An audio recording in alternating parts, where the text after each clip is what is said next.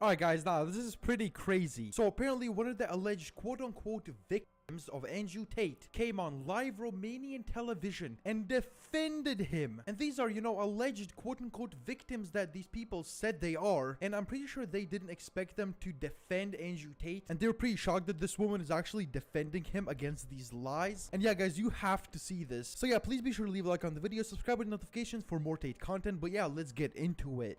Hi, I will also like this thing. I think it's pretty embarrassing that 9 months after the first raid in April last year, we gave our statement in which clearly we said we weren't the victims. It wasn't until a couple of days ago, I think. Yeah, a couple of days ago that we found out about the whole situation. So I'm pretty annoyed and upset, and I don't understand why this is happening. Just a second, because I have to speak in my language for all the people. A spus că ea nu știa de această situație, că este absolut surprinsă de această situație, că a aflat abia în urmă cu câteva zile de tot ceea ce se întâmplă și că nu au nicio legătură. So please tell me about your connection between Beatrice and between Tate brothers. Between Beatrice and the Tate brothers, well, me and Beatrice have been living together now for around 2 years, and I got to meet Beatrice, Andrew, and Tristan through some other friends of mine. We have had common friends, and we met, and till the end, we ended up being like family. So S-au cunoscut în urmă cu 2 ani, au devenit prieteni apropiați și acum sunt ca o familie. Ok, I will ask you the same things. I-am spus că o să întreb același lucru cum am întrebat-o și pe Beatrice. Are you working for Tristan Tate and Andrew Tate? I've never worked for them or with them. We're just very, very close, and I am working on TikTok and Instagram. I'm working as an influencer. So you can actually earn pretty good money. A zis că și ea lucrează pe Instagram, pe online. Yeah. Okay, I understand. So your opinion and also the Beatrice's opinion is that the brother states are very honest and they don't do I honestly think bad that things. justice should be made, because this is very unfair. They don't deserve it. Those are just made up stories that go around the internet. If you don't have, I don't understand. We've been, the prosecutors said we're victims in this case, when we obviously declared we are not the victims. And that happened in April of last year, right? So this case is basically built on lies, in my opinion. How can I trust the Romanian authorities? How can I trust their words in Romania now that I live here, right? I chose to live here, and I've been wanting to live in Romania for like 5 years. I've been thinking of moving back, and it makes me wonder generally, I don't speak now in this case, I speak just generally, the police in Romania are very strong, and in the end they will find out the truth. How are they strong? Always is the same. I repeat, I don't speak now in this case because step by step the police want to see the truth. So the both Romania or the guys who get interesting about this subject will find out the truth, but in the same time it's the job of Romania police to find out the truth. So thank you very much because you accept to speak with us. Absolutely. I appreciate this and I respect this, and I respect also your point of view. Thank you very much. Thank you as well.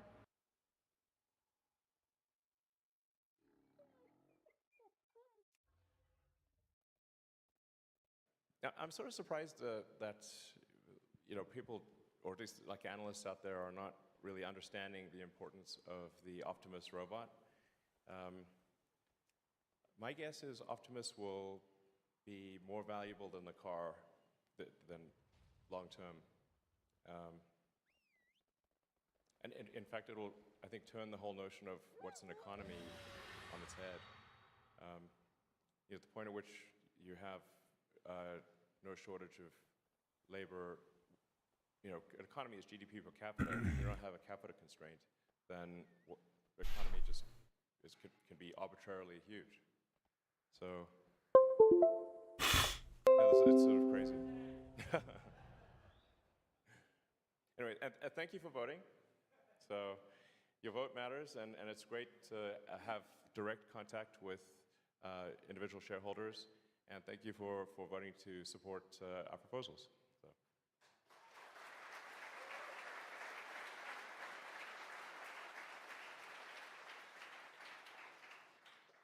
So the next decade, I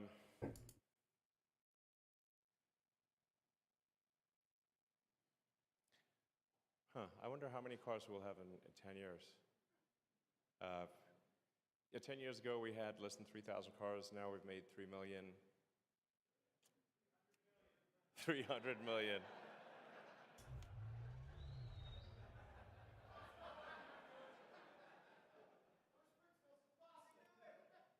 I'd say 100 million's pretty doable.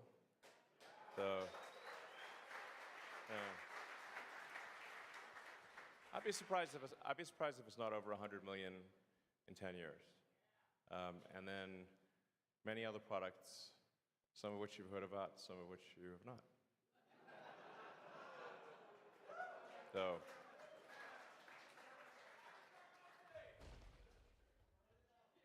blurt it out. All right. So, we've got some questions from the internet that were voted to the top. So I'll answer these questions, and then we'll take just questions from the audience.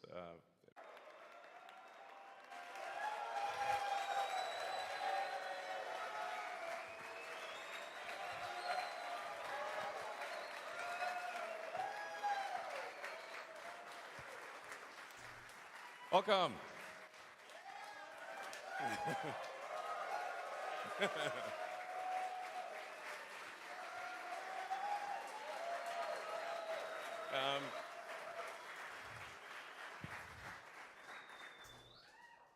Well, I feel welcome. So, well, it's great to see everyone here. Welcome.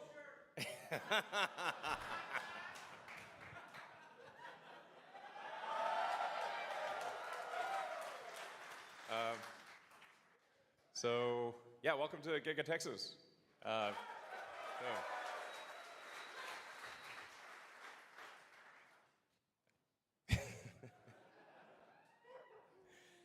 right, so let's see. I'll go over, kind of recount the year. It's been an amazing year. The Tesla team has done amazing work.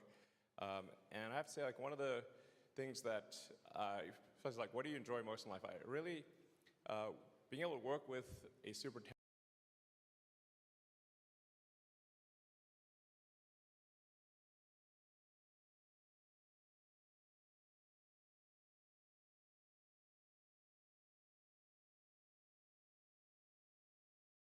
Hey, y'all get a little buyout video, but I'm gonna be switching up the content, guys. We're gonna start doing different types of videos. I'm gonna be doing videos in public, different types of prank videos. I'm gonna switch it up. Like and comment, let me know what videos you guys want to see. Stay tuned, guys. I hope you guys enjoy the video, and yeah, let's get into it. What's up, bro? How you doing today, man? Good? Chilling, bro. How are you? Yeah, same, man. Chilling? Yeah, What you got? What you got? Chilling like Chilling like a a villain?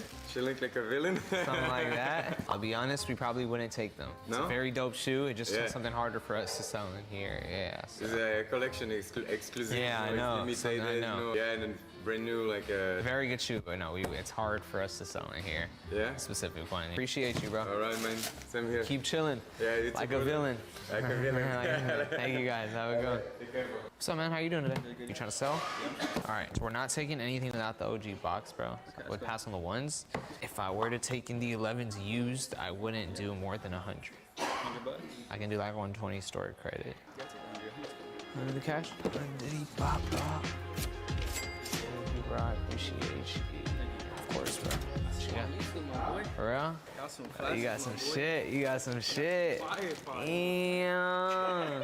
I'll be honest, I know they both are classics. Just because of the age, I'm gonna pass. Just because they probably are gonna separate after somebody wears them, bro. But appreciate you, bro. We're going. Is it all brand new? Yeah. Do you have a number in mind already or no? Just whatever your best. For all of it, I would be at 440 cash, 500. I'll do 460 cash or 500 credit. 460 cash? Yeah. How much did you just do for the slides? Just for the slide by itself, 8. 80? Can you do 90? What did you want for these? The olive is like 180. Damn. I'll do 160 on the olive. 160? 170? Can you do Oh, wait, I'll do 160 cash. Can you do 90 for slides? That's cool. All right. You just want to do that? Yes. Find your new apartment yet? Or not yet? I'm looking, bruh. I'm looking. I gotta find one by next month, so. Yeah, I gotta appreciate that. Real talk, man. How it going, all right? Welcome back. I come back. I come back. You're back. Yes, but my You're tool is back. like You're what? What happened? it's not new, you know. They're fake? No, it's not new. Oh, they're not new. Oh, they're used. Okay. How much do you want? How much you can give? I would probably pass on the turtle dove. It's okay. This one I could take, but I wouldn't do more than. You're missing the insole also? This one is I can, yeah. If I were to take, I wouldn't do more than 250 cash. They used to go for a lot, but now price went pshh, how much you can do? 250? cash. 300? 300 trade. You want like trade, yeah, store credit. Okay. Take. Cash? Thank you. Thank you guys. Have a good one. Thank you. You're back. Just these two? Yeah. You fuck with milk duds? Yeah. It's just be getting stuck in my teeth. Oh, I I don't thought know you if were I want to offering eat me them. one. Oh, if you want, go ahead. Take that shit. Take the. I was gonna eat them, but I'm like, No, I just want one. go ahead. Take. Make sure I got some floss ready after this bitch. How much you want? Yeah, of course. What's your best offer? For both, I would do 440. 440? Yeah. So that's 220 each. Sure. Yeah, however you want. 220 on this one? I was doing more on this. How much just for this one? By itself, 250. Oh, it's 50? Alright, thanks, Ed. What are you at? Ooh, way higher, like 300? All good, bro. Alright, thanks. Appreciate you, bro. How we going? All right, yeah. You want the last one? Nah, I'm good. How you guys doing today? Good? Good, and yourself? Cool. All right, what we got today? Damn, I'm gonna say keep them just because of the age, but Yeah. damn. Supremes, all used? They've been tried on once, but that's about it. I would sell it as used, bro. That's good. I would pass on the Kobe's. What'd you want for these two? It's tough. Oh, I'd be at 650. 650 for both. The lowest I go on Supremes, bro, honestly, is probably like 700. Yeah, dude. And then this one? 450. Lowest for both of these. Lowest, probably 480. And these, 420. 850 for both. 850, do 9. 875? Fuck it. You do that? Yeah. Make sure that's cool. Appreciate you being patient. Just want to see if you can let me know from ready. How much you thinking? Can you do like 300? Thanks, bro. Thank you guys. Have a good one, yeah. Spoke with the owner, Champagne Packing. Should text message you for Floyd. You should. Yeah. You know my dad Mario. Oh yeah. Billboards. Oh yeah. How you doing? How you doing? Good to meet you. Good to see you. Pleasure. I do 250 cash, 3 credit. Not 275. You're a Cash. good man. Two What about cents. store That's a credit? good man. My boy. It's all powerful people. I don't know you though. You'll know What in a about store minute. credit? Because I might want to check something out too. I'll do 3 credit if you want to look around. 250 cash? You take a look. Look around, let me know. I'll let you know when he texts me. I didn't get a text just yet, so. What's up, bro? You trying to sell? Text message. Tell him the Floyd people. I'm not gonna text him. He can text me. I'm not gonna text him, though, unfortunately. How you doing, bro? Cool? Cool. Are they used? Yeah, of course. How much you want, bro? I was trying to get at least like 180. 80.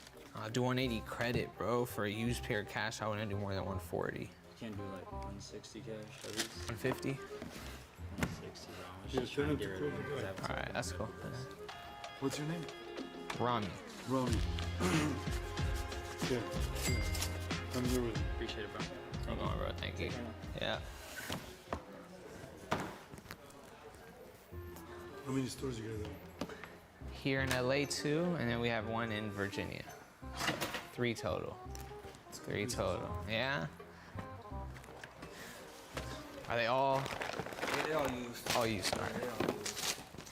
Yeah, I was trying to do like 350 for these and then 650 on the off-whites. Bet.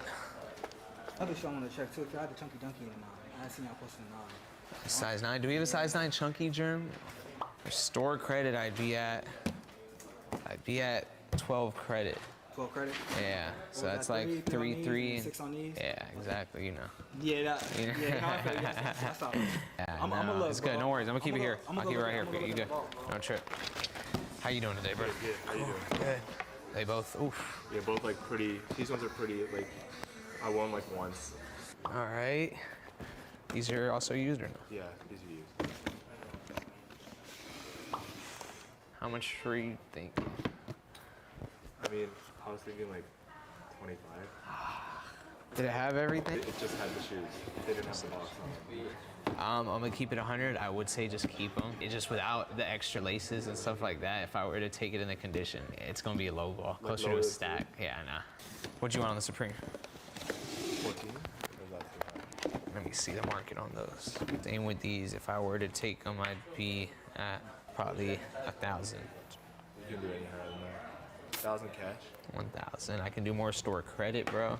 Like how much still I know they're clean, but they are used. I do like 11 credit. But Okay, let me look around, man. I'll you know, let me know. A few moments later. I wouldn't. Heard that? Yes, sir. You, bro, have it going.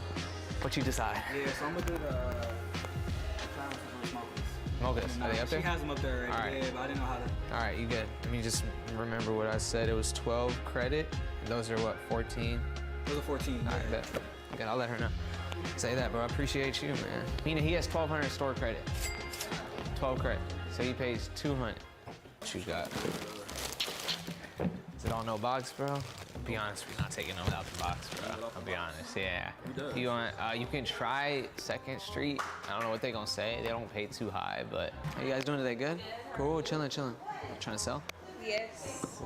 So I ordered them goat. They were small. I got a 7.5. I should have got an 8. Did you were trying to sell them, or you're trying to find your size? Sell them, yeah. I'm gonna be honest, we don't take them. No? I don't. We used to take them. They just don't really sell too well for us, so we stopped. Better you don't options. have We don't have them. No? We have like the red ones, I think, like a few pairs, if anything, but not this colorway. Okay. Nah, yeah. Sorry about that. Thank you guys for supporting.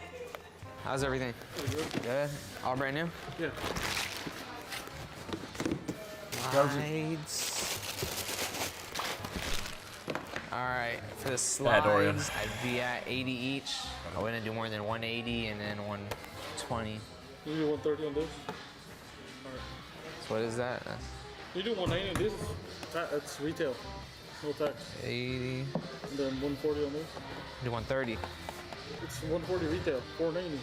I'll do 480. All right, that's fine. Thank you, bro. All right, man. Thank you, bro. What's up, bro? How you doing, man? Cool. Chilling. What you got? They all used? That one's been more than one. Bet. Even though you guys take vans too, but. Don't hurt bringing them. So I'll be honest, I probably would pass on all of them, bro. They're all just harder shoes for us to sell. Appreciate you bringing them, though, yeah. Damn, I got a lot of shit. We'll start off with this first. Bet. You said it's all DS, right? Yeah, everything. Yeah, so I'll just go through it after we work out a number. For the slides, I just want 100 pop. I'll do that for the Onyx. I wouldn't do that for the Flex. I'll do 1 and 80. You do 90 for me? I wouldn't, bro. You just don't go for nothing. Yeah, fuck it, that's cool. So, yeah? These I wouldn't do more than retail. 220. Alright, that's cool. 220 is cool. These are gonna be retail. The Zebra, like 2. I do the tax, 240. Alright, that's cool. Was these like 140? That's the. Yeah. 140 for what size? 140 size 9. Can't do 160, they're at 190. Let me see. I would. Hold off on those. Cool, and these I'll do the same. Can't do 160 for these? They're at 180. I go based off the bid. That's why. Alright, fuck that, that's cool. You wanna do that? Yeah. Oh, you got one? Alright, bro. Alright, so 780 for this. Oh my god. It's like the only low you would take. Pass on these.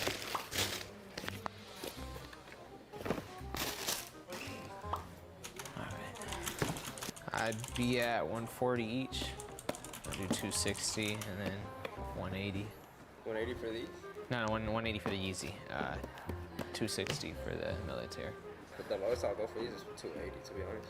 Alright. And then these probably be like at 340. Oh, 340, yeah, just keep that. And then for the mocha lows, probably 180, bro. How about these two? You said 140 for these? Yeah. That's cool. I'll do 140 for that one.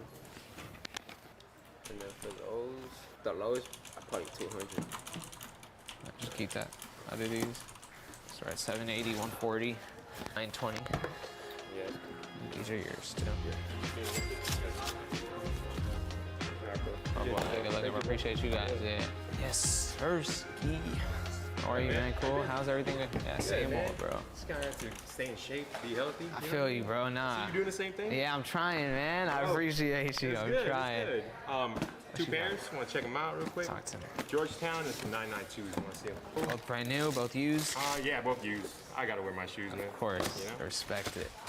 You have a number of mine? I don't think I've ever gotten a pair where I don't didn't wear wear them. No, I have to. Salute. At this point, like, I can't collect dust all the time. I feel you, bro. What you at? I'm thinking, what is it, the Georgetown? Yeah. 2, 1, 3 for both? You can do that. I'll do 180 and one. So 280 cash. You want to do that? Cool. Appreciate it, Chuck. Hope you're doing well. Take care of yourself. I'm trying, bro. Yeah. Trying. As long as I'm healthy, here another day, I can't complain. No, me, man, same thing. Like, it's just tough. Like, when you're eating, you're like, man, you can't even, like, what I'm trying to do is, like, just keep it at 2 meals a day, you know? When you snack, man, I'm like... You gotta start late in the day. That's what I learned. If you eat right in the morning, I'm gonna be hungry all day. I quit the breakfast thing, because, like, at that point, like, that's the third meal right there. Yeah. I can't do it, so... Literally. You know what's up. I know what's up, dude. Bro, good seeing you, Rami. Good seeing you always, bro. Good seeing you, of course. Be safe, all right? Yeah. My guy. All right, you guys, man. I hope y'all enjoyed the video. If you guys did, make sure y'all leave... Hi, I'm Hazel. Hey folks, this is Kalani. Welcome back to the Vault of the Incarnates raid guide for normal and heroic. In this video, we'll be taking down Sanath the Cold Breath. This fight has 2 phases. The first phase lasts until you get to the very top platform, and that's where phase 2 will begin. Throughout the fight, various abilities are going to plop down ice patches on the floor. These ice areas are slippery. Your character will not stop on them. You maintain some momentum, and generally it just makes moving around a little harder. I would recommend staying off the ice as much as you can. The boss is also going to mark players with blue circles. This deals damage over time and explodes when it expires, so spread out with these. Enveloping webs is a debuff that deals damage and causes the player to drop webs on the floor. If you stand in these webs, you are resistant to pushes and pulls, and you won't slide on the webs either. But while you stand in webs, you also get stacks of sticky webbing, which reduces your movement speed. At 10 stacks, you are slowed by 75% on normal for 30 seconds, or stunned on heroic mode for 30 seconds. So try not to get 10 stacks. There's only one way to remove these debuffs. When the little spiders die, they explode in a green swirl. That swirl removes webbing from the floor, but also removes any sticking webbing stacks if you get hit as a player, and it removes wrapped in webs. So any player with a taunt can bring a small ad over to a webbed victim, blow it up, and that should free anyone stuck in webs.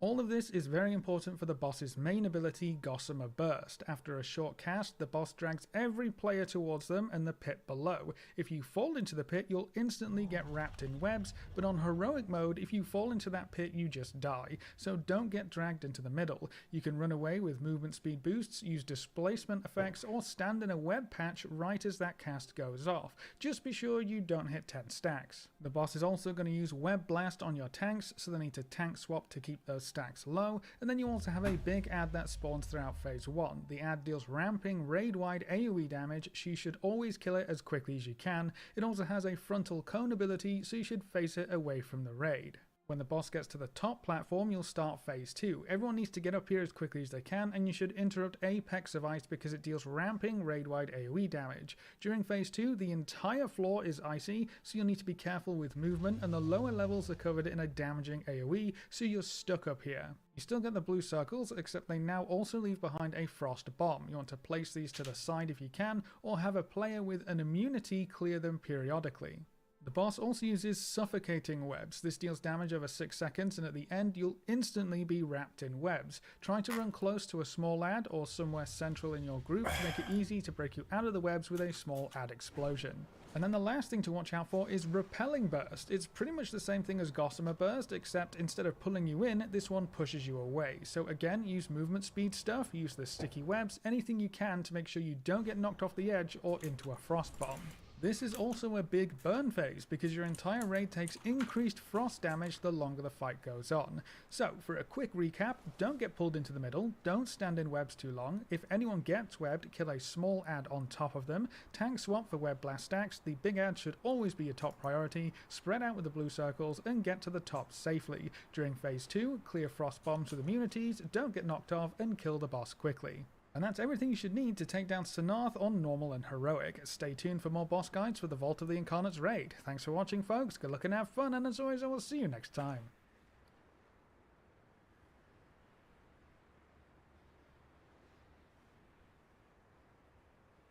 Hey folks, this is Kalani. Welcome back to the Vault of the Incarnates raid guide for Normal and Heroic. In this video, we'll be taking down Kurok Grim Totem. The key to this fight are the 4 elemental altars around the room and the 4 zones next to them. If the boss is ever in the center of the room, you will wipe very quickly. So right when you pull, you need to take the boss to one of the 4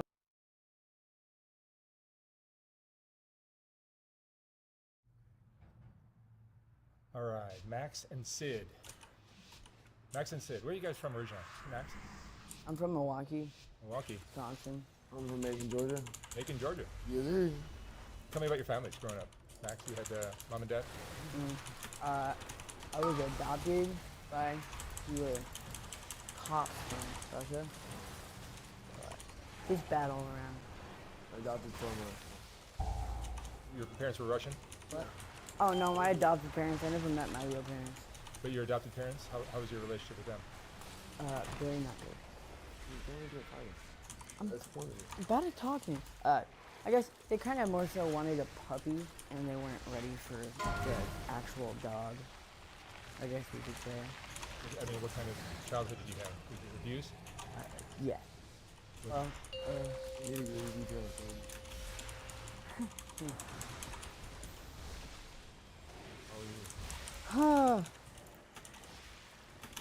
I don't know. I can't talk. I fucked it up. How was your childhood? My childhood was, I had a fucking great childhood, comparatively, especially to Max. You know, Max's, childhood is something out of a horror movie. And I have parents that still to this day fuck with me, they love me. Of all people that deserve to, not give a fuck about me and have written me off, my parents haven't. So they're cool as fuck. I just, I was blessed, and despite their best efforts, I turned out to be kind of the classic definition of a fuck up. But, Did you call yourself a fuck up? I wouldn't call myself a fuck up. I'd call myself, I don't know. I've made the best. It could have been worse. I could have gone a lot worse. It's I see Sounds like a good childhood. Yeah, no, I had a great childhood. My parents, despite, like I said, despite their best efforts, I fucking, there's the old saying, mama tried, it's definitely true. My mom tried, my dad tried until he couldn't, until he's just like, you know what? My dad growing up was my best friend, I was like, it's like when you're in kindergarten, they get you to do these assignments and stuff because you're too young to really need to do any actual schoolwork. One of the things I was like, my mom showed me this a while back. It was maybe 3 best friends, and number 1 was my dad. That was my best friend. I still love my dad to death. My dad's the reason that I have any redeeming qualities. And you took the drugs at an early age? Really early. Yeah, really early. I was. How'd that happen? What? How'd that happen? Me being nosy and easy accessibility, or not easy accessibility, but I was dipping into people's stashes that were not. My parents did nothing like, give me weed or anything like that. My dad smoked weed and stuff like that. And I would dip into his stash and end up getting caught one summer at Boy Scout camp. But there were no hardcore addicts in your family? Oh, no. I've got some harder addicts in my family, but, I definitely was on the hardest. There were addicts in There were, but never anyone never anyone that was just come back and that would give it to me. It was just people that, it was never something put on a platter and handed to me. It was dope. It was never really something I had to go look for it. I made a conscious decision in my mind. Yo, I'm gonna go fucking smoke meth. I'm gonna go fucking shoot heroin. Because, like, you know, I was like this little edgy kid that thought that Sid Vicious and G.G. Allen were the two coolest motherfuckers in the world, which they still fucking are, in my opinion. And that's what I wanted to do. I was to make jokes. I was like, yeah, I got on heroin because it's the punk rock thing to do. Now I'm stuck. You're the black sheep of your family? Yeah, you can absolutely say that. You can absolutely say that. Why do you think that is? Because I like to because I don't know when to say no, I'm good. I don't know when to say no. I don't know when to say no, that's enough. Or no, I don't need to do that because anything I like, I get addicted to. If I like the way something makes me feel, I'm gonna do it to the nth degree. I'm gonna keep on doing it until he kills me. You know if you've been diagnosed as ADHD? Oh yeah, fuck.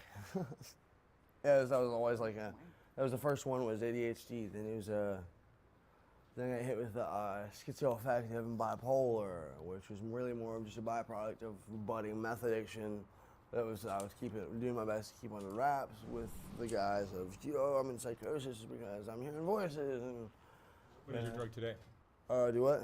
What is your drug today? Let's say opiates, just because it's hard to get a prescription for painkillers when you have drug charges on your record, and meth. It means fentanyl and crystal meth? Fentanyl and meth, yeah. That's my go-to, the old wham bam, thank you, man.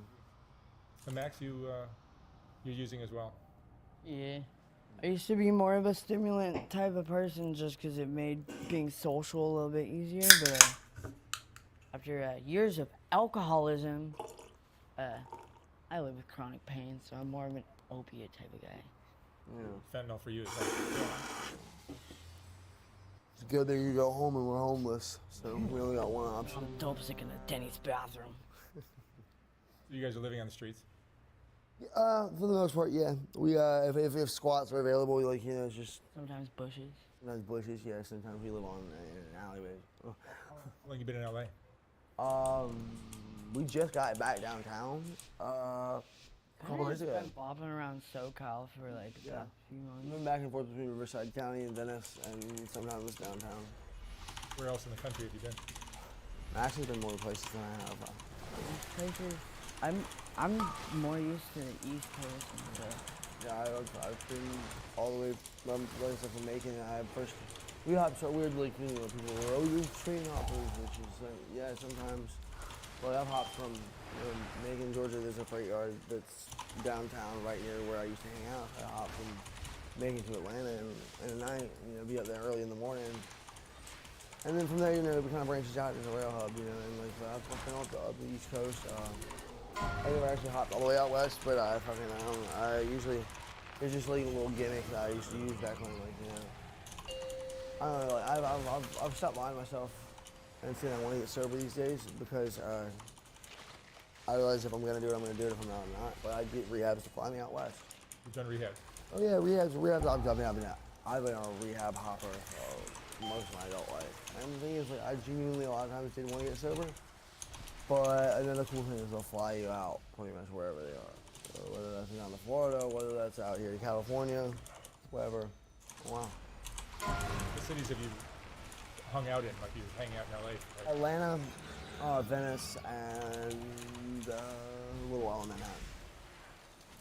Yeah, New York City's nice. I wish I could spend more time there. Kensington too, right? I stay away from Kensington. Kensington's more Max's shtick. How long were you in Kensington? Just like a couple months. Kind of lost track of time. How would you compare that to the other cities you've been in? Like LA? Like how would you compare Kensington to Skid Row? Honestly, he actually told me that Skid Row is a lot like Kensington, and they're very similar. We came out here, and we weren't really like hanging around that much. Like we were here for like an hour just trying to find work for a little bit. But why? There's a fucking one of them. This clown. Oh yeah. I honestly can't really compare them. I didn't really spend enough time around Skid Row. There's a lot more meth there, so that's like where? Skid Row. Oh yeah, there's a variety of drugs in Skid Row, whereas like Kensington's all fentanyl. Well, yeah, Kensington's fentanyl. They do got like shitty meth and crack, a little bit of I mean, That hunting but gun. everybody goes straight for the fatty, obviously. Yeah, fentanyl's it's a drug that Yeah, it's just like the more prominent drug makes them like drastically different from each other. What's this? Also, they don't got Block Boys. Then the Block Boys either. There's, you know, but over on the East Coast or in the Midwest, you have Block Boys. They'll post up their block and they sell on open air drug markets. Open air drug markets. Out here, there's just fucking. I know a guy who might know a guy. You either get ripped off, or if you're Max, you fucking end up having to hit someone over the head with a saucepan. A mini cast iron skillet. Mini cast iron skillet too. Like, How long have you guys been together? It's been like 6 months. 6 months, yeah. You met here? How we met was I was in rehab in Redlands, California.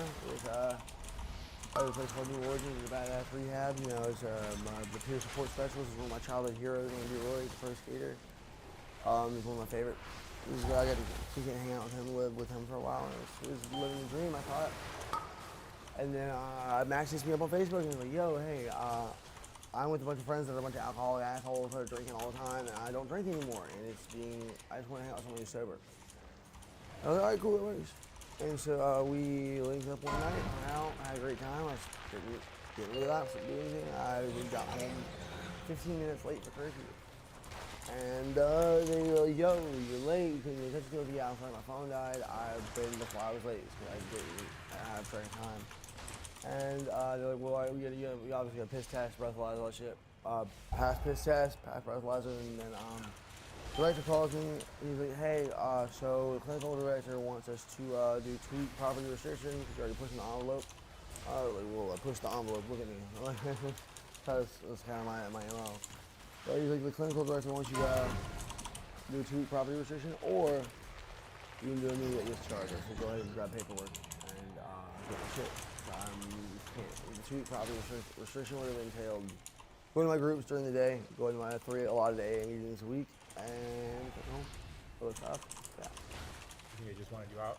I was not. Well, I don't think Ron. Ron, the director, is a great guy. He's a fucking genuinely out there to help people. Same with a lot of the other staff there, but I think the clinical director, who I'd never met the clinical director, I don't think, other than just in passing. So she.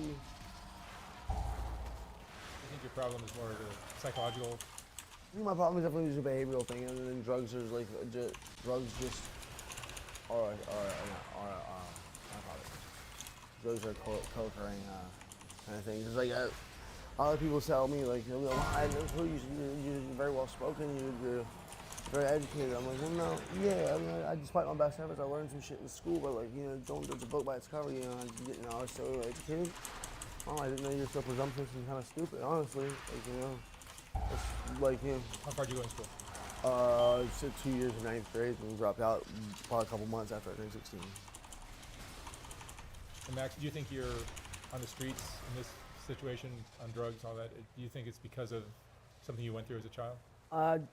You know, my parents put me in a homeless shelter when I was 15.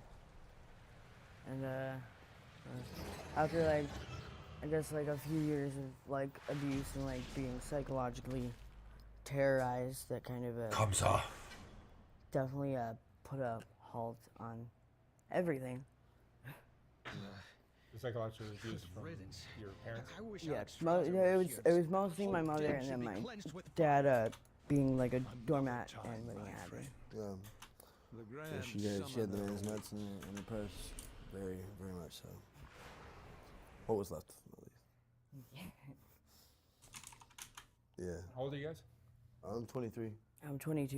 Your kids? Yeah, it's just, I feel like, you know, I've lived a lot, done enough crazy shit and lived enough of a life to be for someone twice my age to still be a little worn out. But I don't know. And PTSD years, I'm dead. Yeah, PTSD and stuff will add on some shit, you know. I've spent most of my adult life either locked up or in rehab or on the streets. You know, I find that, you know, today, like, you know, I was even talking to my mom and my dad yesterday. You know, like, I was like, I can't promise y'all I haven't been fucking up a little bit, you know, like, because which we've adopted more of a don't ask, don't tell kind of thing with my drug use. And yeah, I've been using and stuff like that I haven't lost myself like I usually do. I usually will get strung the fuck out and be gone off the rails within a couple days. But thanks to, you know, having something to focus on, having a reason to, like, you know, to really, like, be a decent, like, just absolute scummy fucking go rob somebody because I don't have money, rather than go spange and go bum some money off someone, or try to, like, you know, work for my money. It's like homeless for, like, you know, playing music and stuff on the street and stuff. But you know, like, having Max in my life has really been something that's been a blessing.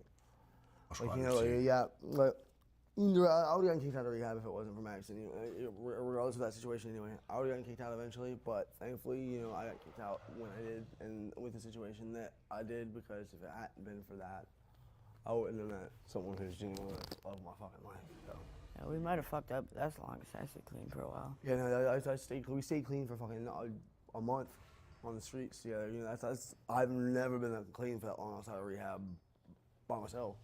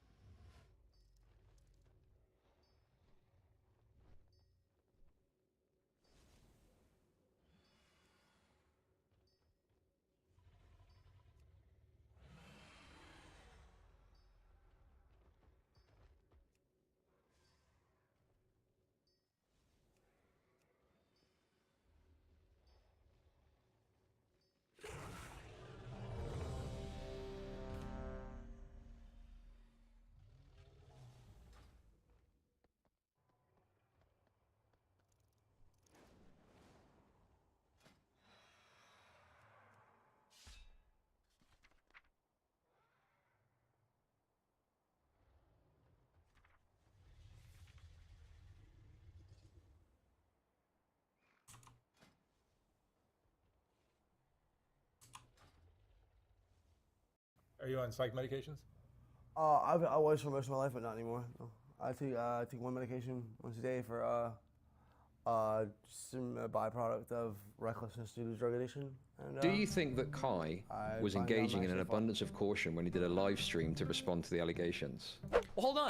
That's not admissible. That's hearsay. I can't bring Rachel in front of a jury to have her perjure herself or to have her under oath and actually make these statements. That's what hearsay is. Hearsay is not, here we subpoenaed for text and now we've got this evidence in front of us, we're going through that. That's not hearsay at all. What the f are you talking about? Sorry, you're a retard. Sorry, I'm done. There's a few schizo takes which I'm interested in you take on. So the first thing I want to say, mate, is I watched your initial response to the OTK statement. But like the Ludwig stuff would be so stupid if you were to try to plot something like that. I don't think that Kai is like orchestrating some conspiracy to defend his friend or something like that. I guess there's one thing you said that I wanted to ask about. You mentioned that there could be legal ramifications that come about from giving the name to the person making the allegation. Yeah, potentially. Okay. I guess that I was kind of skeptical about what legal ramifications could exist as a result of that. So, like, what are there? So this could be like a scary possibility to me, okay? Let's say she thinks that she saw a certain guy go up to the room, right? And she's not 100% sure, but she thinks. And then she starts looking at Instagram pictures. She kind of remembers the guy at the party, and she's like, this is the guy. I think it's this guy. And then she goes to Kai and she's like, look at this. I need you to tell me who this guy is. And Kai looks and he's like, oh, this kind of looks like this dude. Yeah, I know who this is. And then he gives a name. Now, let's say that there's no security footage. Let's say that Kai's friend doesn't have an alibi for where it was at that point.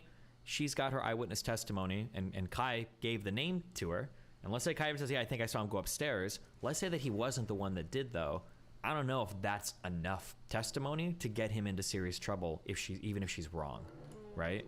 Okay. I guess my interpretation of the conversation was different than that, because I don't think it was necessarily pinning. Like, there was a point where she asked who went upstairs, but I think the crux of the conversation was just, I believe this is the guy that raped me.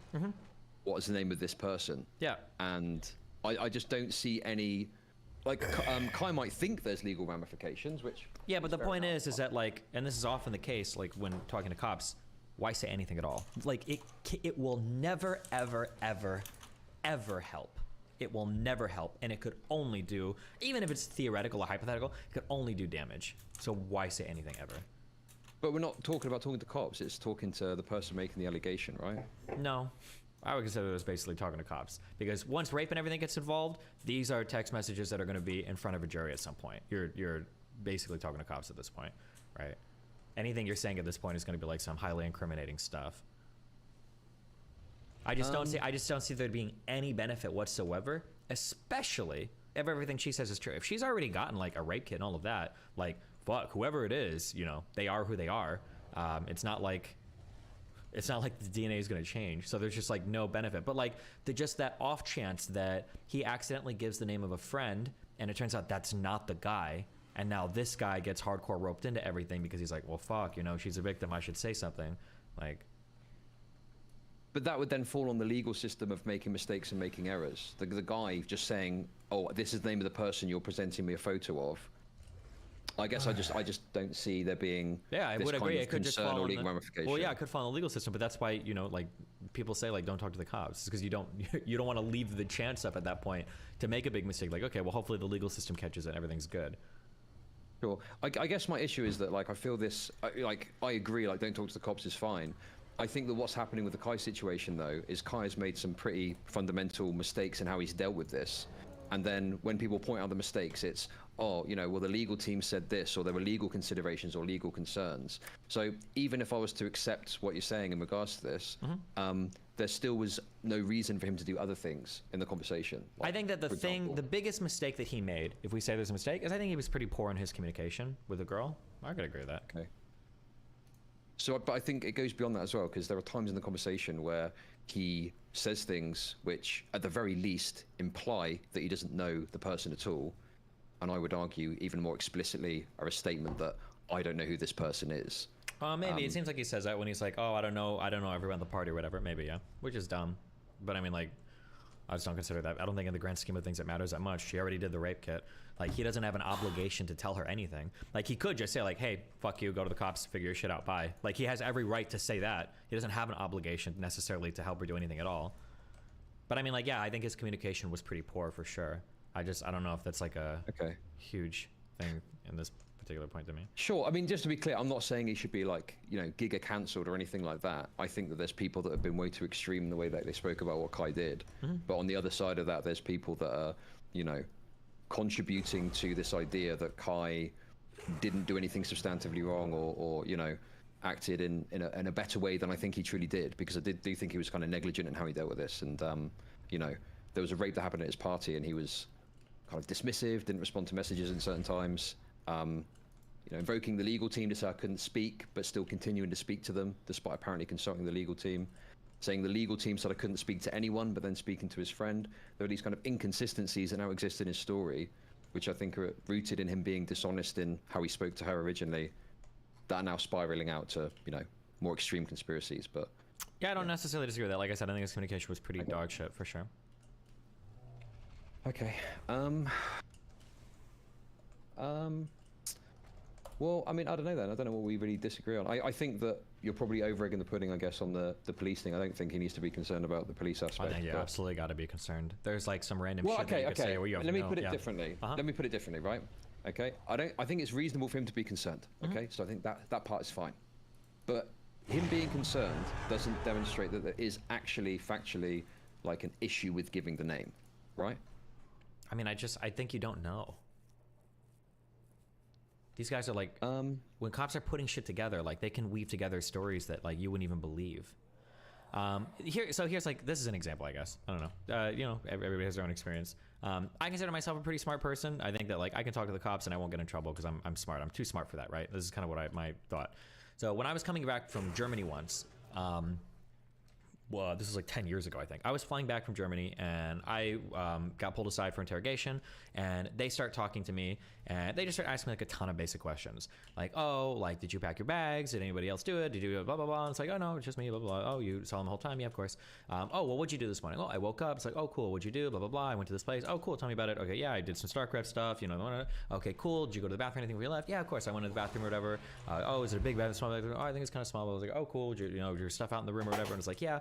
I put it on the couch. I went to the bathroom. It's like, oh, okay. So you didn't actually see your bags the entire time, like you said you did earlier. And as soon as the interrogator said that, I realized I fucked up so bad. And I got so nervous. And I was like, well, well, I mean, I saw them most of the time. And on that one question, there was like an hour or two more of like, can I see your phone? Can you tell me exactly? And I didn't even realize like how mind-fucked I got during that conversation. I was like, holy shit. So, and I mean, wait, who are you talking to? You were talking to some fucking authority figure, some yeah, but security what guard, I'm saying right? is that like, I just, when it comes to things that might be like admissible as evidence, you have no idea like what random thing you might say.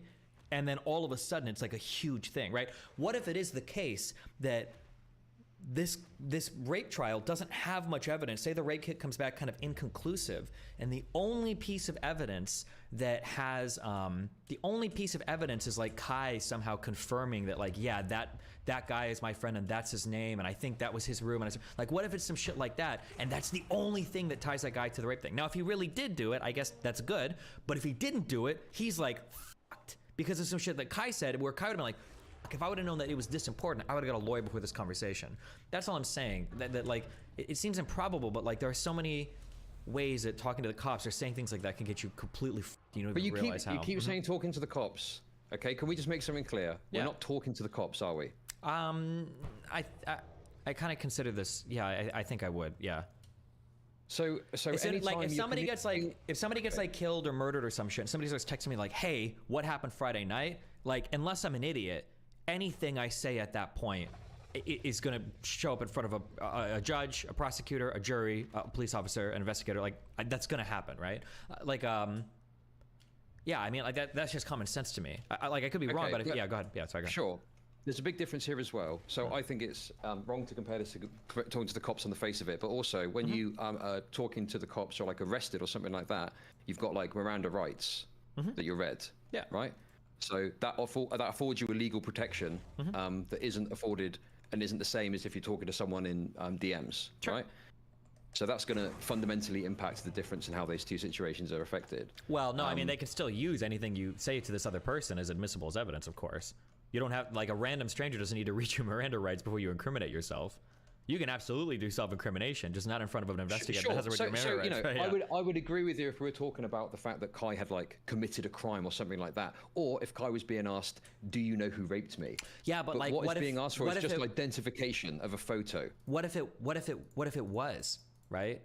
What if he identified that person and that person was his friend, and she asks another question and he says like, oh yeah, like that was his room or whatever, and somehow it gets wound up as like cops are like, I think that you sent him to that room and I think you wanted him to rape her. What if it was the case, I don't know this, but what if it was the case that earlier he texted joking to some friends like, oh shit, like I'm gonna send a bad bitch up to your room or whatever and you guys can have fun. Maybe he said that shit as a joke, but now since he said a little bit in the message to that other girl, cops get a subpoena, they check his phone, they see that joke, and now they're spinning that in front of a jury.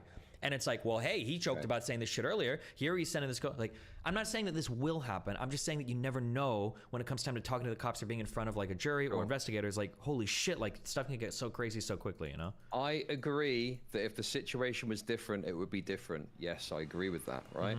But that we're not talking about that. You're saying that this is like talking to the cops when all that's being asked for is the identity of a person in a photo. So this is what I mean by you're over-egging the pudding by making out like that is the same as talking to the cops about it. Where I think that whilst I agree that he probably thought, oh shit, I need to speak to a lawyer, that's reasonable. I don't think that actually exists legal ramifications for simply saying this is the person in the photo that you're showing me there. Yeah, it might not. Like, if I'm being honest, like I probably like 98% agree with you. Like, I don't think that he can get any trouble for it. The only thing is, it just goes to what I said earlier. There's absolutely zero benefit to doing so, and in some like outrageous cases it might hurt him, especially if the conversation continues. That's the only thing I'm saying. Like, I probably agree, like Nate said, like I doubt him identifying someone in a photo is going to get him in trouble. Maybe, but like why risk anything, right? Also, wait, I'll hold take on real quick. 98% agreement. Okay. Yeah, wait, Sorry, one go sec, on. real quick. Somebody in my chat said, that's not how third-party evidence works, Destiny. You keep claiming things to be as evidence when it can't. I don't know what you're talking about. Text messages between two people are absolutely admissible evidence in court. I don't know what you're talking about. Unless it's like hearsay, unless Kai is saying like, oh, my friend said this or whatever, and like that person can't be brought into court for like cross-examination or something like that. Of course, text messages between Kai and the girl are absolutely admissible evidence. I don't know why you're saying they can't be. That's absolutely not true. But sorry, go ahead. Yeah, sure. Okay. So, 98% is good. I'm happy with that. Okay. What about the 2% though? What do you disagree on, or is it just the fact that there could be something? Because I think it's just the fact that it could be, because you just never know that there could be something, right? Yeah. An abundance of caution is fine, especially when it's like, and this guy is like a famous. This guy's earning 7 figures a year on Twitch. He's got all these people working around him and everything. Yeah, like an abundance of caution, I think. Like, how many times when all this stupid Twitch shit and everything comes out, have people been like, God, this guy was so stupidly, like, overly cautious, right? And that never happens. It's always like, bro, why didn't you shut the fuck up for a day and wait? Or why didn't you wait? Why didn't you send this to cops? Or why didn't you do this? Like, it seems like an abundance of caution, I think, is always a good thing. Yeah. Okay. Do you think that Kai was engaging in an abundance of caution when he did a live stream to respond to the allegations? Do I think that what? Say that more. All right, P-Nutty. P-Nutty the pimp. P-Nutty. Where are you from? I'm originally from Chicago, man. You know what I'm saying? Yeah, the south side of Chicago. Detroit, Chicago. Where'd you, and you grew up there? Well, I grew up there. I was born and raised in Chicago on the south side, and then I came up, I came out here to Los Angeles when I was 12. Okay. When I was 12 Tell me about years your old. family. You had both parents? I did, but that was the reason I came to Los Angeles, because my father moved to Los Angeles the year I was born. You understand? So he had been out here, and I had lived in Chicago. So I used to visit back and forth about when I was 5 years old. My story was kind of like the Boys in the Hood story, where he went to live with his dad and shit like that. So I was fucking up in Chicago. Mom couldn't really handle it, so she moved me to Los Angeles. You know what I mean? When I was about 12. And how would you describe your childhood? I thought my childhood was pretty cool. You know what I'm saying? I mean, you know, I was broke like everybody else. My mom was a beautician. You know what I mean? She did hair out the kitchen. You know what I mean? But what part of Chicago? The south side. I was on the south side of Chicago. You know what I mean? Not like the west side of the Bishop. Well, not on the west side. I've, you know, been out there and stuff like that. They're a little more rougher out there, but they got some rougher areas out that way. You know what I mean? But the south side was, it was cool. You know what I mean? My mom raised me right. I was the only child to my mother. You know what I mean? So she raised me right and was real keen on education. My mom was real keen on education. Didn't like me to play with guns. You know, instead of like if I had a gun, even a water gun or something, she'd take it and replace it with a book. You know what I mean? That's the type of mom I had. So. It's down. 300. Yeah. Shout out C-Sec. OTF. C-Sec. Doctor. Yeah. My trap is a Waffle House. My trap is a Waffle House. My trap is a Waffle House. My trap is a Waffle House. We got bread for the law. We got bread for the law. We got bread for the law. We got bread for the law. My trap is a Waffle House. My trap is a Waffle House. Hold up, I got family to feed and customers to. We got bread for the law. For the shit, nigga gon' play if he die about the shit. I'm a lamb, they gon' wait on the bitch. I got no diamonds and I just see my face on my fucking blood. Got a trap in the trap at the Baba house. Lil' Durk keeps my blunt like a bomber guard. Pay attention, get the formula. I'm around with Snoop Dogg like I'm bowing now. Don't cut my dope or we falling out.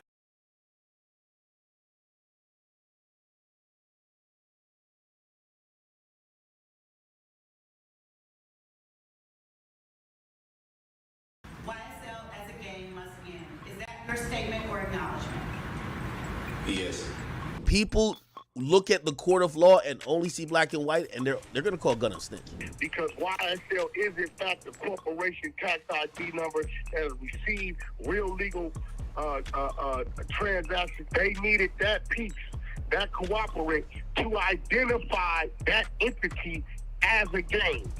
What's good, Rizzle fam? We weren't sure about it in the beginning, but now it's official. Gunna definitely snitched, and that's why he's got released from prison. Gunna finally broke the silence and told on Thugger and the YSL folks. He appeared in front of a judge a few days ago and made a statement along with his legal representatives. After that, he walked out a free man. This news came as a huge surprise, mostly because people thought that Gunna would never snitch under any circumstances, but it looks like it happened after all. However, he's not in the clear just yet. He's got a couple of things to take care of. We finally have something worth calling a big development in the YSL RICO case that's been going on since May of 2022. We talked about it a lot, but in case you missed it, earlier this year, the Young Slime Life or Young Stoner Life group from ATL was hit with a pretty big RICO case. It turns out this group is more than just a record label. Rather, they're heavily involved in illegal activities that are a threat to the community. All the lyrics that we heard from Thugger about crime and street life, well, it just may be true. He's really about that life. More than 20 people got slammed with a RICO indictment, and both Gunna and Young Thug were among them. They were all locked up pretty tight and denied bond several times. The prosecutors made heavy-duty cases against them. It seemed like they were bound to spend at least the near future behind bars. But it looks like one of the YSL boys has other plans. See, Gunna decided he wanted out, so he appeared in front of a court and took the so-called Alford plea, which allows a person to maintain innocence while acknowledging that it's in his best interest to plead guilty. He also gave an official statement where he claimed that he didn't snitch on anyone from the YSL team. Gunna said to the officials, "While I have agreed to always be truthful, I want to make it perfectly clear that I have not made any statements, have not been interviewed, have not cooperated, have not agreed to testify or be a witness for or against any party in the case, and have absolutely no mention of being involved in the trial process in any way." But that's not the whole truth. Gunna said a couple more things while he was talking to the judge. Here's what he said once he was asked about it. YSL is a music label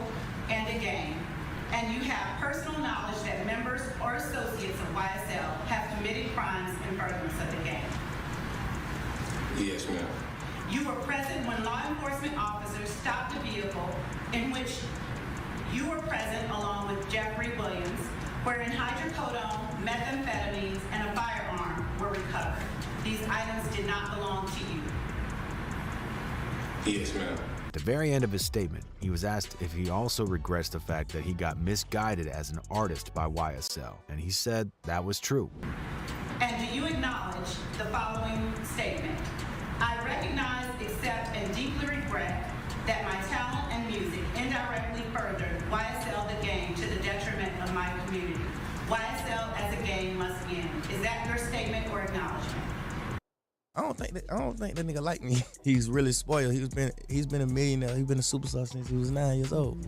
Mm-hmm. The first thing that don't go his way, it probably don't have nothing in the world to do with me. Whoever it is in this motherfucker, y'all let them know I said fuck. What is good, Rizzle fam? In the rap world, once serious money starts getting involved, things tend to change a lot between rappers. And that was the case with the two rappers that we're going to be talking about today. The relationship between Lil Wayne and Young Thug kicked off as a story between a student and a teacher. And everything came crashing down soon after. A few social media arguments go wrong, and before you know it, there's a shooter coming for you. And it looks like we finally might have an answer as to what Young Thug decided to unalive Lil Wayne. The whole dilemma between Lil Wayne and Thug actually starts with Lil Wayne, and it's a personal issue that he had with the Cash Money record label back in 2014. Or to be more precise, with the CEO of that label, Mr. Birdman himself. Since Thugger was just getting Akil Gene Pollard, otherwise known as Bobby Shmurda, is a singer-songwriter born in Miami, Florida on August 4th, 1994. When he was only 1 year old, his father, Gervais Johnson, was arrested for attempted murder. Shmurda's mother, Leslie Pollard, decided to relocate and bring Akil and his older brother Jais to East Flatbush in Brooklyn, New York. He was diagnosed with ADD at a young age, so he had trouble in school. He would often run out of class and always finish his assignments last minute. His brother and his friends started selling drugs in the 9th grade, so Bobby followed in his big brother's footsteps and started dealing in the 5th grade. He also had run-ins with the law early on. He was initially arrested on a weapon possession charge, but it was dropped soon after. He then violated the terms of his probation and was detained for 15 months. Shmurda's first music endeavor was a remix of the song Knuck If You Buck by Crime Mob at the age of 10. His biggest inspirations were Tupac, Biggie, and Lil Wayne. Shmurda is famously known for his song Hot which was recorded in a 1-hour-long studio session and only ran his pockets $20. Another memorable moment throughout Shmurda's career was his hat toss. Rumor has it that Bobby Shmurda filmed it about a week ago. This song gained a lot of traction through YouTube shortly after its release in the spring of 2014. This was partly due to the virality of his Shmoney dance on the short-form content platform Vine, where Shmurda was quickly becoming a popular meme. He was then signed to Epic Records as a 19-year-old with a 7-figure deal. The record label then released Hot on all other platforms as his debut single. It now has over 1 billion streams across all platforms and spent 23 weeks on the Billboard Hot 100 chart, peaking at number 6. But this wasn't the only way he became an internet sensation. He started to become even more well-known because of his arrest, but this is how Bobby Shmurda ended up in jail. In December of 2014, when Shmurda was only 20 years old, he was arrested outside of Quad Recording in Manhattan, where Tupac was shot and allegedly killed in 1994. He then spent 6 years in jail being held at Clinton Correctional Facility in upstate New York. Shmurda, his brother Jais, and other members of G-Stone Crips were charged on a 69-count indictment. According to the police, he was arrested for being the ringleader of a street gang, GS9. Offenses of this indictment included murder, attempted murder, weapons possession, and drug dealing. In this investigation, cops were able to uncover 21 weapons, including a handheld weapon found on Shmurda at the time of the arrest. Another piece of evidence that was used against him was a line from Hot, which says, "While in jail, Shmurda learned a lot of valuable lessons. One of these lessons being that his music had a positive impact on people, and that he genuinely had fans. It was 2016, I was in the box. A 6-year-old girl wrote to me. She said I was her favorite rapper. That just let me know the kids are watching me and I have to be a role model," he said. Fan mail like this encouraged Shmurda to continue his music career once he was released from jail. He had never taken his potential music career seriously because he didn't know the impact he had on people, or that he could really make something out of his musical talent. I was a drug dealer, so once I got into a business, I understood the business. Like, I was a drug dealer since I was 12. I was outside. I don't know what junior high school looked like. I shot 13 motherfuckers, did all that shit in the street, did everything. You know what I'm saying? Big homie when I was like 17. You know what I'm saying? So it's different. I could like, when I got into the industry and I really sat down in jail and I paid attention and read a book, because I could read. Just because I dropped out didn't mean I know how to read. I was still reading and still learning shit, but I was homeschooling myself. I mean, when I got into jail and I read a book about the industry, it made perfect sense. It's just like the streets. On September 23rd, Shmurda was released from jail. On that day, Quavo, member of one of the biggest rap groups of all time, Migos, used his private jet to pick up Shmurda. Quavo then posted a picture of himself and Shmurda stepping off the jet on Instagram with the caption, "Did 6 and didn't switch. Welcome home." Immediately after his release, his mom knew he would want to get in the studio immediately. So she had one dinner with him the night of his release and then let him go to work. His first release was No Time for Sleep, which was put out 7 months after his release. A few months later, Shmurda released a song with Quavo and Rowdy Rebel titled Shmoney. This song now has over 16 million streams on Spotify alone. Bobby streams across all platforms are up 624% since his prison release. Since his release from jail, he has put out 8 singles and 1 album, and was also featured on Eladio Carrion's song with J Balvin and Daddy Yankee. He is getting ready to go on his first tour alongside Rowdy Rebel in October of 2022, performing in over 20 cities. This is Shmurda's first tour and has done roughly 9 concerts since his release from jail. It seems as if his die-hard fans are ecstatic to watch him perform live. But on the other hand, Twitter is a dark place where users are saying such things as, "Remember when Bobby Shmurda got out of prison and let us all down?" Or comments as cruel as this one, "Bobby Shmurda should have stayed locked up." There are some other comments that are actually quite humorous, such as this one, "I can't believe we for real staged a school walkout for Bobby Shmurda in 2018. But on that note, this is why Bobby Shmurda got locked up. Comment which artist you would like us to speak about next. Make sure to like and subscribe. Thanks for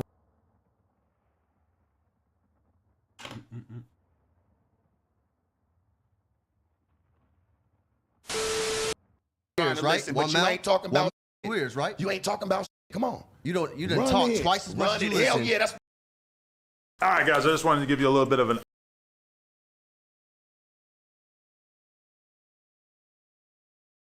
Pick your camera up, because you know what the swag is. Gonna snitching to her? Blackout girls, baby!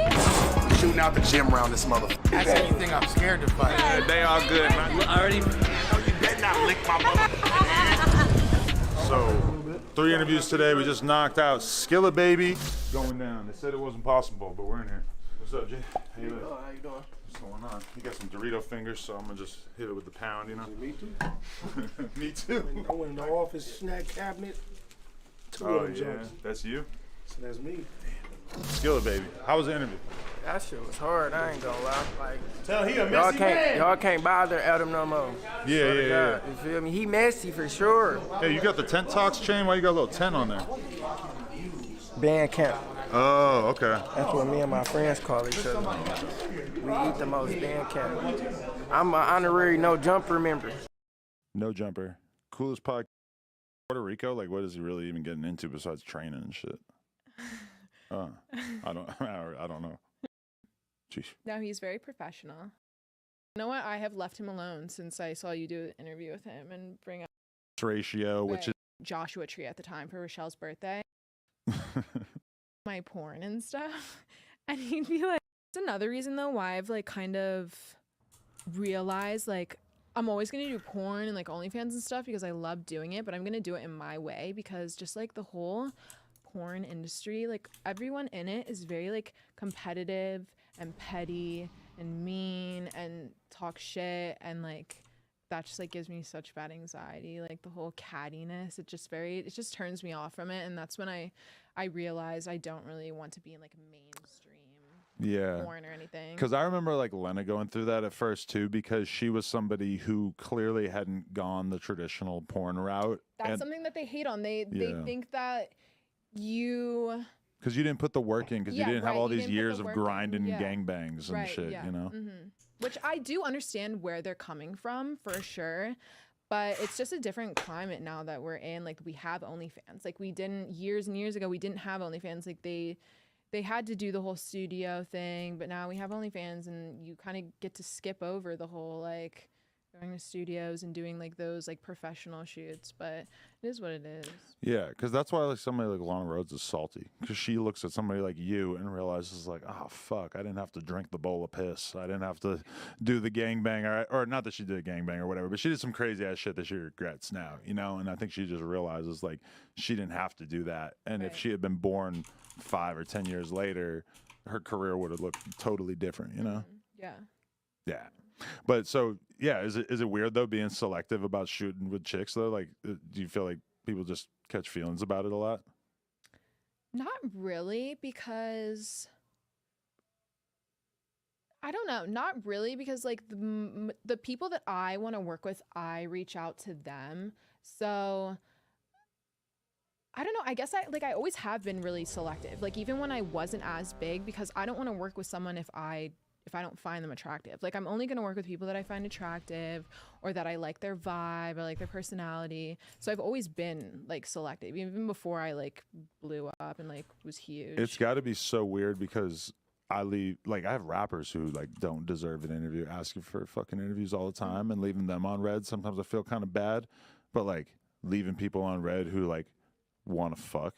And having it be like, you know, you kind of like thwarting their career goals is pretty fucking awkward, you know? Yeah. So what are your aspirations for the new year that you're really trying to accomplish in terms of taking your shit to the next level?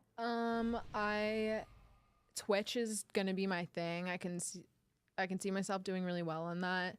I want to be in Sports Illustrated. Really? That's my other like big random goal. Do they fuck with porn stars in the swimsuit They fuck with issue? like a lot of like random girls. Really? Yeah. That's like a big one that I want. When I met you and Lena, it was originally to be in Playboy, but now I've shot for them a few times, which is great. But yeah, doing Twitch, I want to do like Sports Illustrated, a little bit more of Playboy. 4, maybe 3, start my own YouTube channel. 2, 1. Vlogging, showing off my personality a little bit more. Definitely. What was the fucking? Didn't you have a major health crisis recently? You want to talk about this? Oh my Your God. eye almost fucking fell out. Oh my God. Okay, so in the span of the past year, I broke my foot. Do you remember that? That was a drinking thing, right? I was drunk on a lime scooter and I crashed into a wall and I broke my foot in half. Jesus. So I broke my foot. You had a cast on for a while? I did, yeah. I broke my ribs because I flew off the back of a jet ski at like full speed and just like smacked the water and it felt like hitting concrete. With DJ Khaled? No, with Jake Paul. Oh. That could have been his like David Dobrik Jeff moment right there. God. Yeah. Oh God. But no, my eye was the most recent thing. I will admit it, I sleep in my contacts probably a little bit more than I should. Oh my God, get LASIK. Well, now I am getting LASIK. Right. But I hate contacts are so gross. I've just been wearing them for so long, it like feels like my second eye. Yeah. So I don't think twice about it, but waking up with your fucking contacts in is the worst feeling. It is. It is. So I slept with them in one night and I woke up and my eye, it felt like something was like in it, not like a contact, it felt like there was like a scratch or something. So I went in the bathroom and I looked and my eye was super red and I took my contact out and I was like, okay, great, I have pink eye. And it just wasn't going away. So then I went to like the ER and they were like, yeah, your cornea is like severely scratched and infected. And so for the past like 2 months, I haven't been able to wear contacts, so I've been rocking glasses. I love glasses, so I'm not mad at that. I wasn't mad at it either. I shot some content in the glasses. Lena puts and- glasses on. I want to fuck. I like the nerdy look. Yeah. Nerdy is good for me. Yeah, so I did shoot some. I was making it work. I was like making the best out of the situation. But today's actually the first time I'm wearing contacts. Really? Like since it happened. I Fuck thought I was contacts. going blind there for a second. I remember losing one in my eye one time, and I didn't have it for like a day, and I thought I had just actually lost it, so I put in another one, and then I'm just like sitting in the car, and I just touch my eye, and I fucking realize I have 2 contacts just floating. I got LASIK probably 10 years ago. That like freaks me out though. Oh, it's super weird. I think it's something that I need to invest in. They strap your fucking head down in, and there's a laser, and it just fucking skims like the stigmatism off your eye, and it smells like burning hair. I have that to look forward to. Yeah, but then like once you heal up, like a few days later, then you never have to wear glasses or contacts again. It's fucking amazing. That's definitely, I'm gonna be doing that in the next 6 months. Right. No other procedures though. Could you imagine yourself like shooting? Oh, so no procedures. You're not planning on any surgeries? Oh, I don't think so. You wouldn't do it? You never thought about it? I've entertained it. I've entertained like getting a nose job. Do you have a big nose? I want like a skinny little nose. See, girls always want a fucking nose job. Even when they have a nice nose, they want like a better nose. Yeah, whenever I mention it to someone, they're like, what the fuck are you talking about? Right. I've talked about, I love the idea of like big ass tits, but then I'm also like, my natural tits are really nice. How old are you right now? 23. You got plenty of time. I should wait. Yeah. So they start like sagging. Listen, like, yeah, would they look great? Sure. But you like, they still look good. And realistically, at some point in your life, you're gonna like actually really want to do something with your boobs, you know? Like I hate when I'll hear like a hot 21-year-old saying she wants to get a BBL, and I'm just like, bro. Yeah, I haven't thought about getting a BBL. Wait like 5 years, because I guarantee you're gonna get fat at some point. So like, you know, not you, but like any girl. Like, I mean, yeah, but you too probably. Yeah. Are you like real into like diet and exercise, or just you're still getting by on being like young and naturally athletic? I do exercise regularly. I eat super healthy, like really, really healthy. Every morning I start by getting like a green juice. I do those little like fancy shots that are like immunity shots. You gotta do It tastes like protein in the shit. morning. I do Should eat eat a like lot of 7 protein. eggs. I do a lot of like chicken. I focus a lot on protein. But yeah, I want to get more into working out. Juice is cool, but you need some protein in the morning. I This see is your my advice. stories. You eat like 4 eggs. Yeah. But now I'm doing 2 eggs and 4 egg whites. Do you not get tired of eating the same breakfast over and over again? You know, once 24 hours has gone by, all of a sudden I want to eat it again. Breakfast is the best meal in my opinion.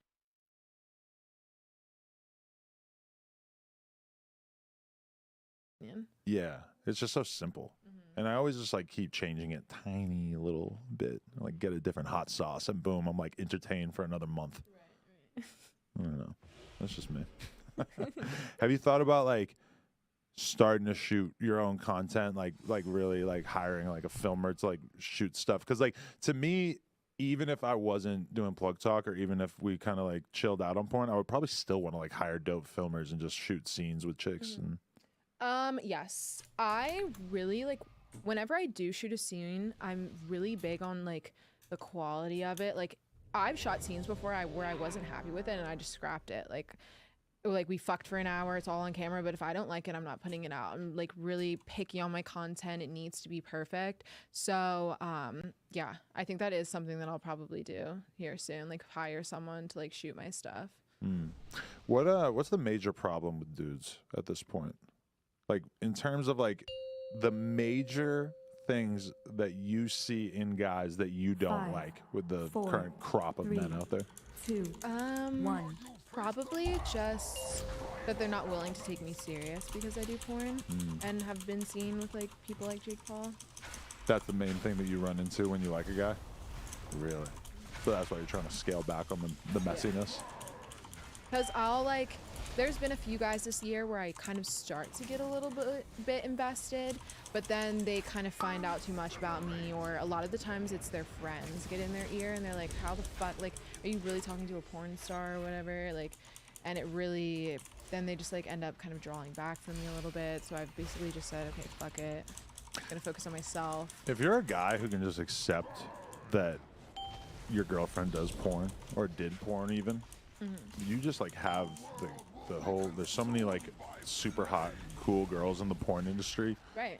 I've seen this like a bunch of times where like if you're a dude and you're open-minded about a girl doing porn, and they just end up like dating all these like super hot porn star chicks because of the fact that they don't care about the fact that this girl shot with dread. Right, yeah. Yeah, and So, there's a lot of dope be more girls too open-minded. that do porn, but That's what I'm saying. But like people just aren't willing to give us a chance. But I don't know. I'll find my man one day. When are you gonna have a kid? I'm trying right now. Yeah, right. That's like a tweet. Oh my god. Come Okay. at me, get me pregnant. So I have this app that tracks my period. So it tells me like when I'm ovulating, like my chances of getting pregnant or whatever. So I'll usually like try not to get cream pie during that time period. But my DP that I just did, they both definitely came at me while I was very fertile. The best feeling. But I got my period since then. Did the DP feel a little gay? Yeah, you know. Did it feel kind of weird? So I've done 2 now. I'll always wonder how this feels as a guy. So I've done 2 now. Right. And you know how before you shoot a scene, you're like, okay, what are you cool with? What aren't you cool with? What, blah, blah, blah. The first one that I did, they were like, we're cool with whatever. Like, you can do whatever. You can even touch our dicks together. Like, we don't care. And I'm like, damn, like. Yeah, if they're in the same pussy. Yeah, and They're no, like touching. like I'd be sucking them both and then like rub them both together and stuff, and they like. That to me is over the line. That I don't want to see. I could kind of understand wanting to see the DP, even though that to me I'm not really like fucking with, but like 2 rubbing them together. No, that's why I was like I was kind of shocked because the 2 like I was like, damn, like you guys are like fine with that. Like even like DP is one thing, but like you're fine with me rubbing your dickheads together and stuff. They were cool with it. And then the one that I just shot, I asked them the same thing. I was like, what are you cool with? What aren't you cool with? And they gave me the whole rundown. I was like, are you okay with me rubbing your dicks together? And like, oh yeah, totally, that's fine. So I'm like, damn, like You learn something these new every porn day. dudes, they just don't care. But it is a little interesting when you're getting DP'd and you can feel the 2 dicks inside you and they're both rubbing together. Did it feel pretty good? It feels like you're being ripped in half, but in a good way. Wow. It feels, you know what I've realized? I tweeted out a few days ago. I was like, I've realized I think my true calling is getting DP'd. And I think I'm going to move into getting gangbanged. The reason being, I love, like I said earlier. See, just when I thought that you were kind of saying that you were taking a step back from real porn and that you were going to be Alana Rhodes, you're like, no, now I want to get gangbanged. No, so I think I'm just going to do a little gangbang run. I want to do a blow bang, and then I want to do a gangbang. I'm going to do one of each, and then I'm going to retire. I want to be in it. Okay, you can be in it. Because I feel like that's probably like the one blow bang I could be in that Lena wouldn't be jealous. Lena would like be down to just like film and No, hang out. I want to do a blow bang with like the sickest dudes, like just like a lineup of like the craziest guys. Because that's one thing you realize though is that the biggest name dudes don't do that kind of stuff. I know. That's why you kind of have to like. I've built a relationship with a lot of the guys, like the ones that I consistently work with, and they're all down to me in the blow bangs. I mean, I guess they would. It's just for the most part, it wouldn't make sense for them because they could probably make more doing a solo scene, I would think. Yeah, I might be wrong, though. Yeah.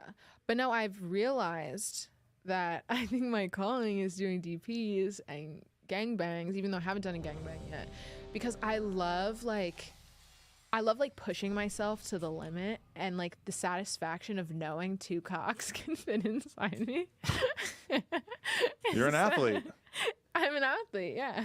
I mean, Angela White said something similar. Yeah, she's a sexual She's athlete. an athlete, yeah. Yeah, for sure. But no, I walked away from that DP like, holy shit, I just like, that was crazy. Well, but just don't take it this far. I had a chick I used to kick it with who did porn, and I'm like, I didn't watch her scenes for like the first couple months that we had been fucking. And then one day I was like mad at her or whatever. So I went to Pornhub and searched her name and I started watching her get fucked by a bunch of different dudes. And I started watching this one threesome and she's like sucking both their dicks.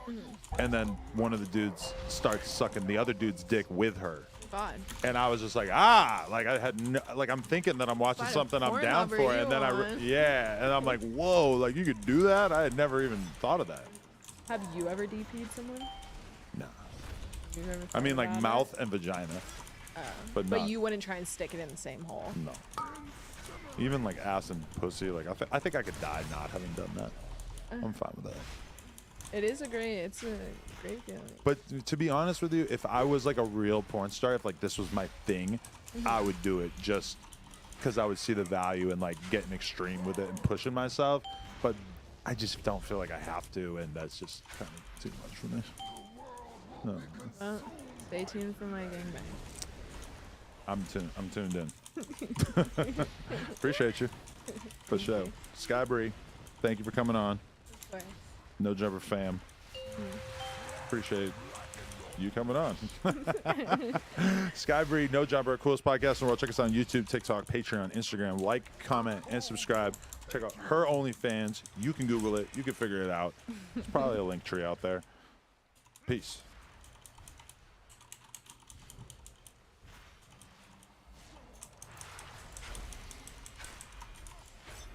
No Jumper, coolest, simpest podcast in the world.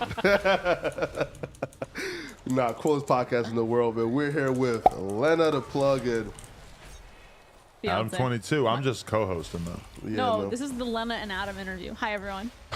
It's not about me. I'm just here to... Adam sold this to me as I want Flacco to interview us, and I thought you would ask us like couple questions. I thought you were going to be like, what's Lena's favorite color? Adam, say it right now. I thought it was going to be like couples game show type I'm just thing. here to make sure he doesn't lose his job. Yes. Yeah. You're a referee. Yo, I've gotten like 100 comments like that saying, listen, why do people think that I would even be in the least bit hard on Lena? I love Lena. You hate all non-black women, I thought. See, I was actually a fan of Lena before Adam. Whoa, are you an early subscriber to my private Snapchat? Premium You're probably Snap. too young for my premium Snap. All right. Well, again, that's old school. Right? Yeah. And to be fair, though, I haven't been subscribed to Lena, I don't know, like for a few years now, like That's on okay. anything. You were an underage kid. That's cool. Yeah, I was going to say, how old were you? He's out here fucking 17 with a private Snap subscription. Nah, I first seen you on, like you did like a live stream or somewhere.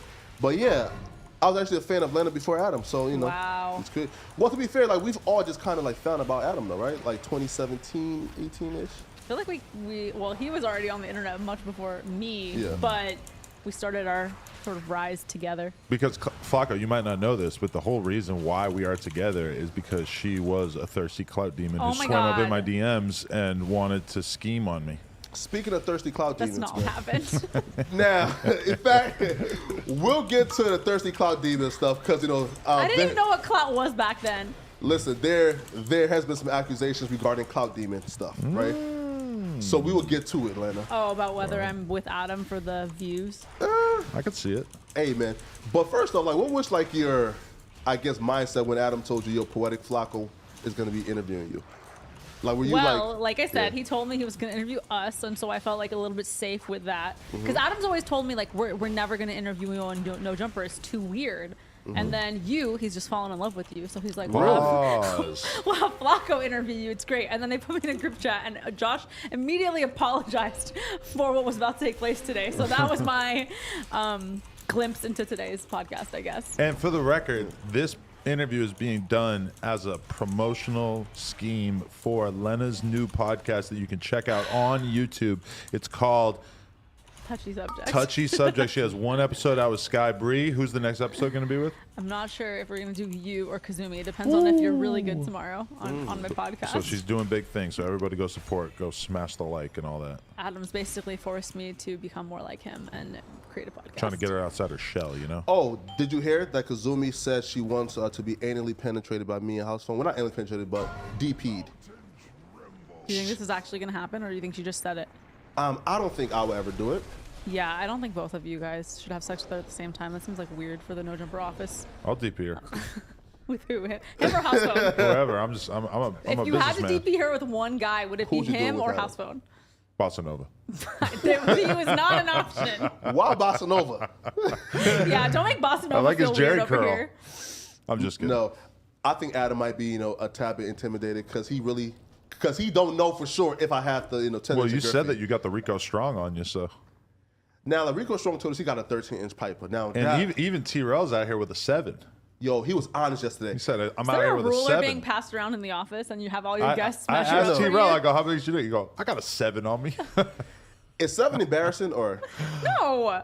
If Of you're course a not. real 7, I think that's pretty good because I think a lot of guys are like 5.5 saying they're 7. Yeah. If you got a real 7. We still, in all this time, have not measured your penis. No, but that's why we got a ruler coming from Amazon.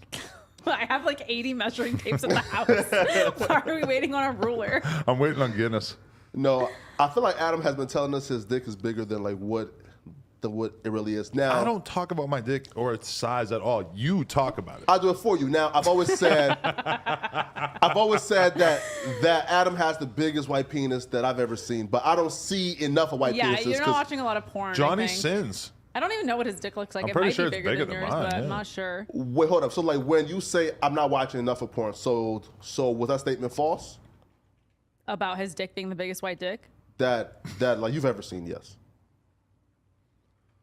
I don't know. Like we know about Johnny Sins, but I still I can't tell you if I think his dick is bigger Just or say not. it. Just admit it. You hate my little shrimp penis. Adam has been wanting me to talk to him in this way where it's like a fetish. He's like, Oh. is it small? Is it small? Is it big? Like, because every morning he's at the breakfast table and he's on Twitter eating and he's like, oh my God, Dred's dick again. He's like, Yeah, because I'll be waking up in the morning eating eggs and just looking at Twitter, and all of a sudden it's boom, Savannah Bond getting banged in the ass by Dred, who, if you don't know, Dred's got the biggest dick in the world. It's scary. he's giving you like dick morphia, basically. It's scary. Wait, how big is it? I don't know, but it's gigantic. It looks like a fucking log. I mean, it's really Like, long, right here but is not a it's joke. like this. It's like very thick. Like it is Wow. your arm. We've talked about him so much and never met him. I feel So rude. gay, yeah. I saw he followed me back. I'm like, damn, I wonder how much he's heard me talk about him. And that's like a natural dick, not surgically. I love how this is I don't the think so. introduction to my interview. Yeah, Talk bro. about BBCs, Look yeah. watch, man. Talking about Adam's dick, talking about porn dicks. Let it plug. Oh, okay, so first off, break it down for us, man. Where are you from? I'm from Glendale, California, a nice little community like 10 minutes from here. It's bomb. It's Adam says that all the Armenians in Glendale say that everything is bomb, like pizza is bomb. That's his joke to me. Yeah, I grew up in Glendale, I guess, in LA, but I don't really feel like a LA kid because LA is so different than Glendale. I was a really good kid. Did really well in school, mostly based out of the fear of not getting good grades. Like, you know, my parents get mad at me or whatever. I had that same fear too. Yeah, I was like, I wasn't like really in it for the love of the learning all the time, especially because like, you know, you don't actually have to like learn stuff to do well in school. You just kind of have to learn how to pass the tests and stuff. But that carried on into college. Got into college, did really well in college. But you were outgoing. You were. Oh yeah, what I was in it? student government. Yeah. I was School most spirit. spirited. I dressed up for like every single pep rally, like whatever fucking theme we had. I was gonna go to Michael's, buy a T-shirt, draw something on it, make a costume. Why do you think that was? What were you trying to get to by that? Okay, honestly, I like loved going to school, and like it got to a point where my mom had to threaten me that like you're not gonna be able to go to school tomorrow if I didn't listen to her. Like that was her threat That to was me. a threat? Because I feel like I just liked escaping. I like leaving the house, like going to school, and I was very bubbly. Like I forgot that I did this, but I was talking to one of my friends from high school a couple years ago, and he was like, "Do you remember you would come into school on Mondays and be like, Happy Monday?" Like I was super cheery. You sound like a person.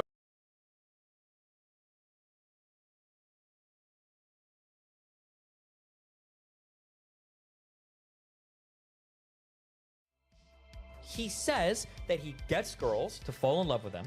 He says that he brings them to a dinner with another girl that's working for him with the express intent of that girl to convince this girl. Wait, but did she freely choose to do it? I just don't. I'm sorry. If I'm thinking, okay.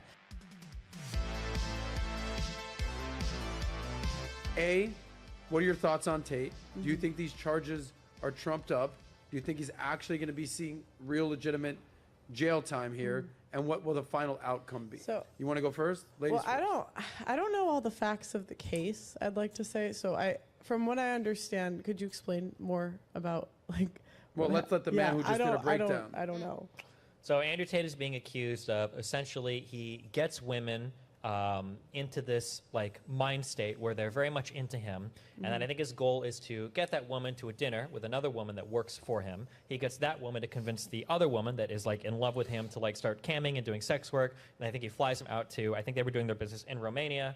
He basically has like this like cam girl sweatshop set up in their basement where he's got all these women working, and then he just kind of like keeps them strung along that way, like doing camming, defrauding them on their taxes and stealing money from them, and then doing that indefinitely. And then there's also some of the charges, I think, accused of threats of physical and emotional abuse, I think, as well. And then there was that one threat of, or there was the rape thing too. But I don't know if that was accused to Andrew or if it just said that was about the 4 people. So it might not have been Andrew himself that was accused of that. But the whole thing is like, he said all of this on camera loudly and proudly, meaning, here is my business model.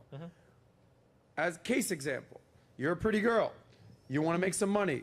You're doing OnlyFans. You're doing all types of video chatting things anyway. Okay?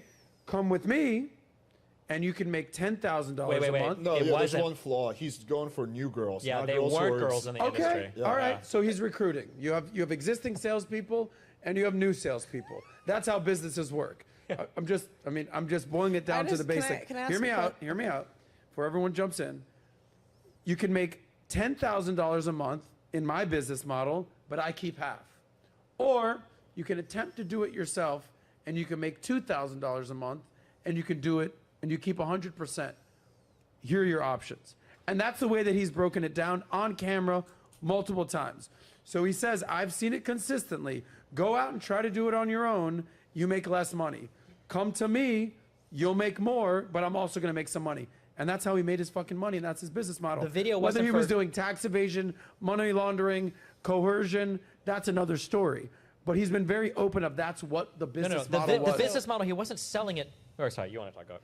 No, I just had a question about. So were the girls free to leave the whole time?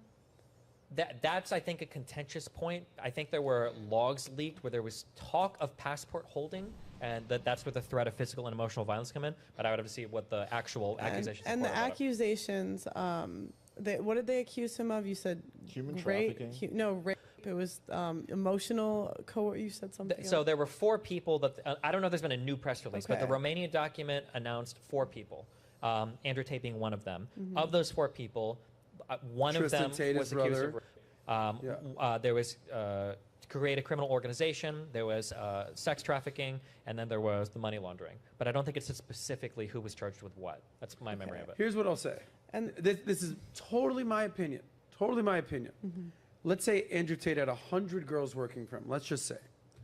And 99 of them were free to leave, all good, do whatever you want, no issues whatsoever. And then there was this one girl.